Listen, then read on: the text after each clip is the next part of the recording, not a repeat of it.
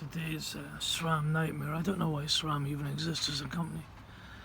I took off the jockey wheel assembly to clean it, and now it goes back in here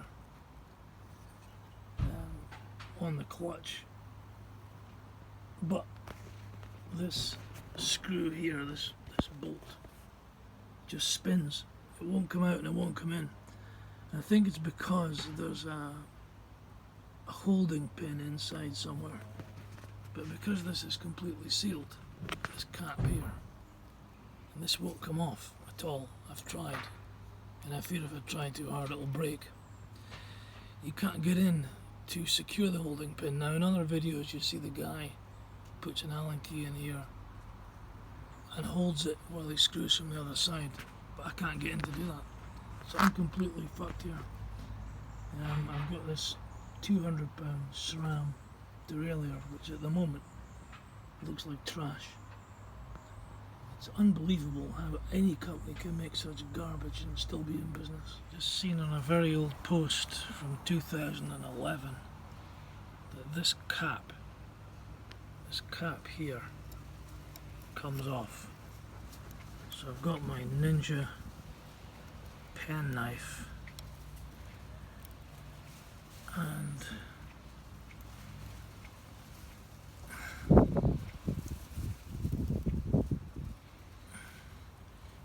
doesn't seem to want to come off. Basically now just slicing it off. It's not going to be going back on again, that's for sure. Oh well. Looks like it's a permanent removal here of whatever this is. But I can't do anything if I don't get it off. So what's under here?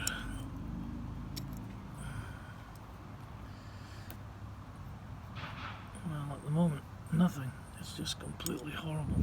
I'm going to have to put down this phone, dig out this plastic cover, which is not coming off, it's just perishing as I work on it. It's completely falling to bits. So I'll work on it and come back and do the final bit of the video.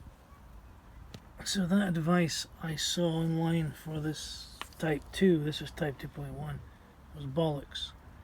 I've now cut my fingers and broken my knife, and you can see that plastic cover on this 2.1 clutch is fixed. It's not removable.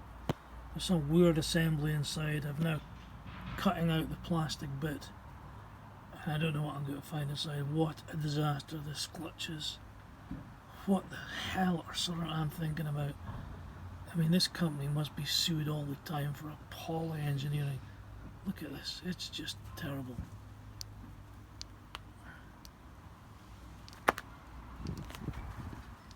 So the next part of this nightmare, I used a torque wrench with I don't know what size this is.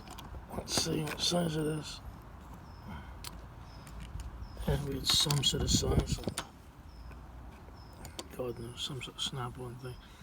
And what happens is you can force off this very strange looking sort of star nut seal thing, which has got this unusual little metal thing here. I think this is not designed to come off. This looks very much like it's meant to be just, you know, to remain in there forever. That's what's under the plastic cut, which the plastic cut was welded onto this, it was melted on, it was not a removable thing. That's what's underneath. And then, sure enough, once you get through all that, and I don't know if I'll ever get that damn thing back on, you can get your Allen key into what's inside here, which is this other side of this. You can't really see it very well. I'll try and use a torch to see if you can see that. That's what's inside there. That is actually a nut, and that looks like a bearing. The spring's on the other side, so hopefully this will now let me get this jockey wheel thing off and this spring out and get it repaired. But my God, what a nightmare. You just cannot work on SRAM. It's just horrible.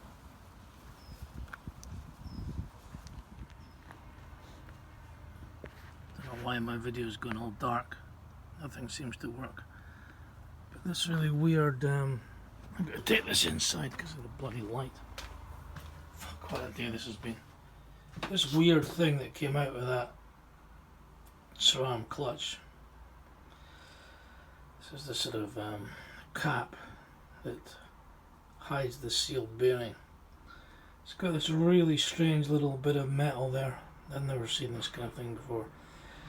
And of course, when screwing it back in, that is a big problem. It's also full of this kind of cement, plastic cement, and there's an O-ring there.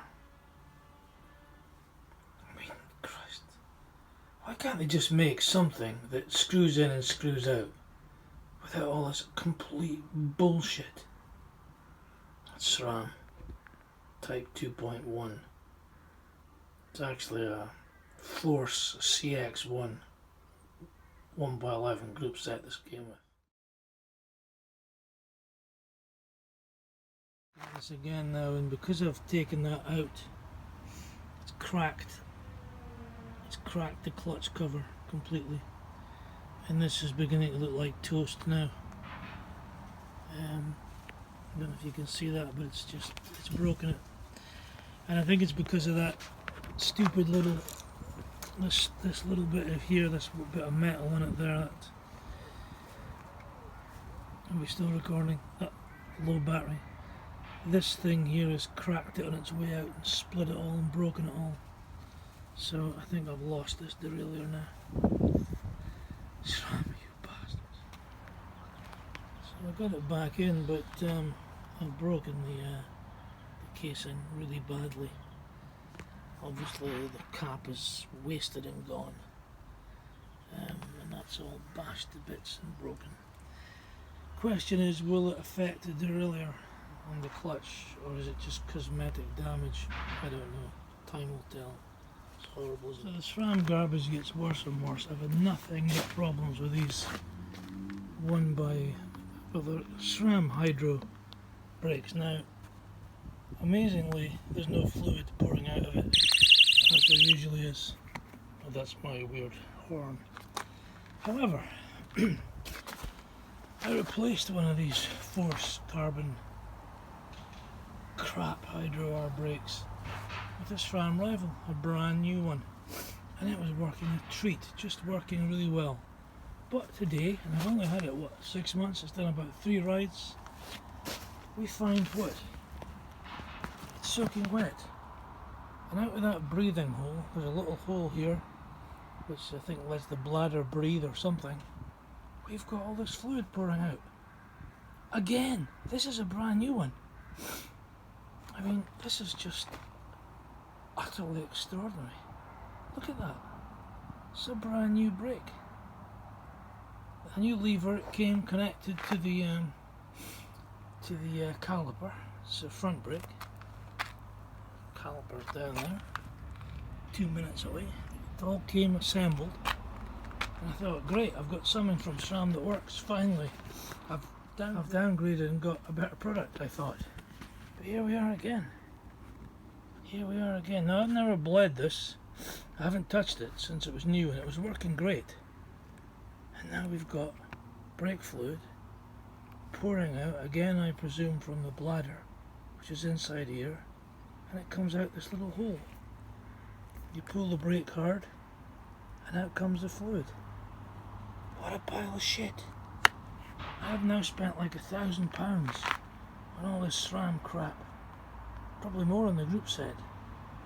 What a pile of junk. I mean, you'd be far better going back to good old rim brakes and mechanical shifting and just put this crap in the bin. It is just shite. Now, you might get lucky. You might be the customer who never has a problem with SRAM. But look, that's a SRAM rival, brand new. SRAM Force Carbon CX1, their highest possible product. Neither of these brakes work. There's no actual braking power. You feel like, you know, you grind to a halt in about a minute, If you had to pull on the brakes to stop quick, you couldn't do it. I mean, they're absolutely shite. New pads, new discs, Hope discs, floating discs, no expense spared. Utter shit. It's just unbelievable. Fuck me, SRAM. And to complete today's little fun and games, here's my Cannondale. It's also got SRAM Force CX1. It's been a bit more reliable, but on checking today, this is the back brake, soaking wet, fluid pouring out of that little hole again. Bit of pressure, brakes are working. Now the front brake, this is the front brake, no pressure at all. Really quite horrible, nasty. We look inside and we find again, see that little hole? Leaking fluid again. I would posit that this SRAM group set, this hydro thing, should be recalled and replaced, and we should all be refunded because they're just shit. Now if you look at these other bikes, Yeti here with an XDR set. This scalpel came with SRAM brakes which seized up after 6 months and replaced them completely throughout with XDR. Shimano brakes never had a problem. This is a Cannondale, it's a really nice bike actually. This is a real top of the range. It's got carbon. It's got Magura brakes, which are kind of, SRAM bought Magura, yeah? Never had a problem. Fabulous. It's actually a great bike. I need to clean it up. Maybe sell it because I don't do any mountain biking anymore. So there we are. You know, everything works except SRAM. SRAM Hydro, SRAM Force, SRAM CX1, SRAM garbage. While I'm finishing my rant, here's the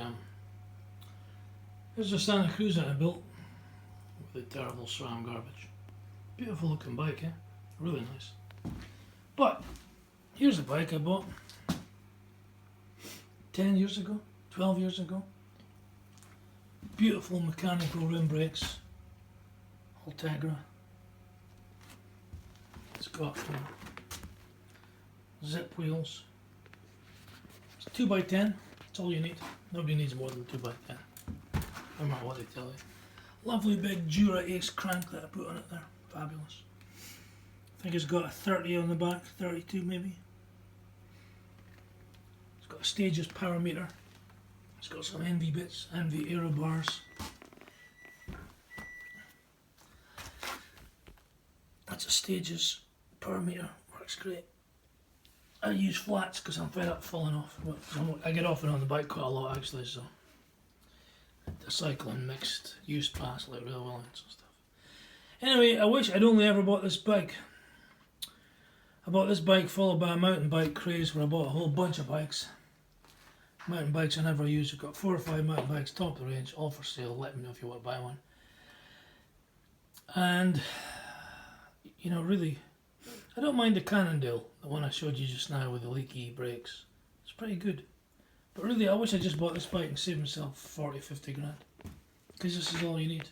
A good mechanical road bike. Also, it weighs 8 kilos fully laden. The modern bikes I've got are 12 kilos fully laden because of the weight of the discs and the brakes and the huge cassettes and all the rest of the completely pointless shit that you absolutely don't need. So there we are. Buy an old-fashioned mechanical bike.